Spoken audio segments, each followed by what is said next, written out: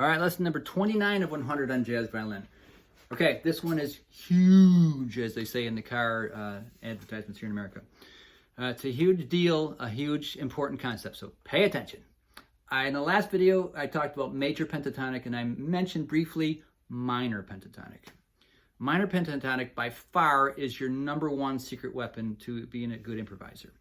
And it goes like this. If you're doing it from a tonic, here's the secret formula, and we'll talk a little bit more about it. In a friendly key of D, what this minor pentatonic scale does, it skips the 2 and the 6 and flats the 3 and the 7. So it's got two different things it does. It skips the 2 and the 6, it flats the 3 and the 7. Skips the 2 and 6, flats the 3 and 7. So here we go. No 2, flat 3. So far, 1, flat 3, 4 stays the same.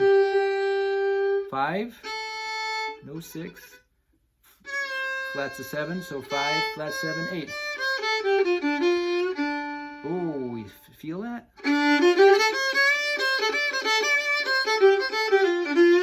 All of a sudden, oh, your coolness factor just increased, right? So, some people call this the blues scale. It's not technically correct, really. It's not technically a blues scale until you add the flatted 5th. Talking about that for a second. Flat 3, 4, flat 5. That's the sassiest one of them all. Some people call it the devil's tone. And still the 5. So it had the flat 5 and the 5. No 6, flat 7, 8.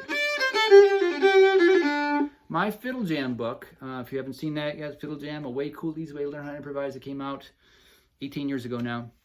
And it's out over the world with Hellnighter. I'm pretty proud of that. Features these kind of scales. Why? And these kind of keys, because it's very easy. It has what I coined the term called an easy zone. So this scale in the key of D, D blues, is open fingering wise, low 2, 3, open, low 2, 3. It has the same fingering on 2 strings right next to each other. You can get away with murder just messing around with those 2 fingers.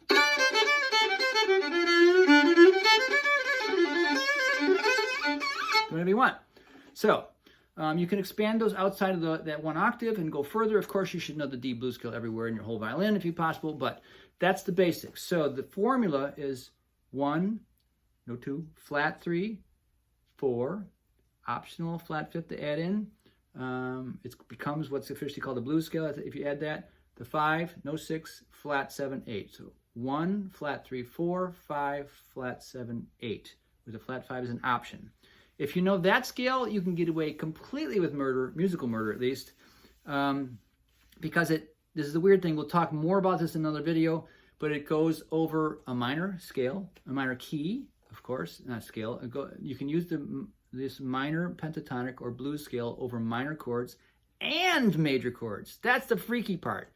We don't know why, but if you play a D major chord and play the scale over, it sounds cool. See if this out-of-tune piano could even demonstrate that. By the way, I got a whole course about this stuff if you want, music mechanics. There it is. There's the chord, D major chord. Here's the scale.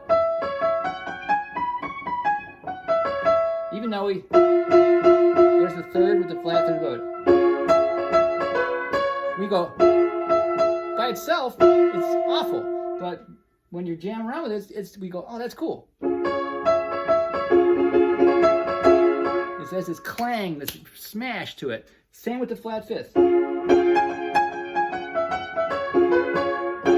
Even though we got yuck. The 5th is A and the flat 5th is A flat. If you don't hang on it too long, release it. Those are called blue notes. And they're the cool ones you can milk forever and get away with murder musically. So here's a good tip. And this should be your secret weapon #1. Use the blues scale whenever you get lost. Abort to the blues scale, and all of a sudden you'll have this coolness factor at least. So don't worry about it, because the greatest improvisers in jazz, I think, draw pretty firmly. Gene Harris is one of my favorite pianists who does that. He'll be blowing solos, and all of a sudden he'll get to this real bluesy thing, and he'll just lean on the blues scale, no matter what the chords are underneath. So you can do the same. That's enough blabbing about that for now.